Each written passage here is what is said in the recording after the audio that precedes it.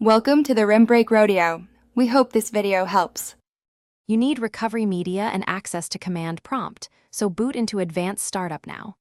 Once inside, choose Troubleshoot, then Advanced Options, and open Command Prompt. You'll use administrative commands to repair boot files and disk errors. This avoids guessing in the GUI. Make sure to identify the Windows drive letter first. It's not always C. In recovery, I'll show exactly which commands to run and why each one matters. So follow the sequence and don't skip verification steps. Start by finding the correct drive letter using disk part and list volume. Select and note its letter.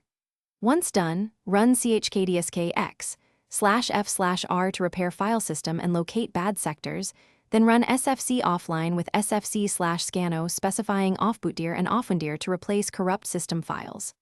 After file checks finish, rebuild boot configuration, bootrec/fixember, bootrec/fixboot, and bootrec/rebuild. These steps restore boot code and system integrity so Windows can start again.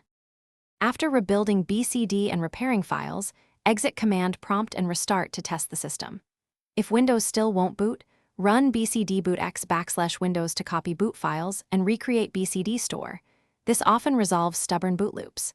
If any command returns errors or the disk shows many bad sectors, stop and image the drive. Clone data before deep fixes.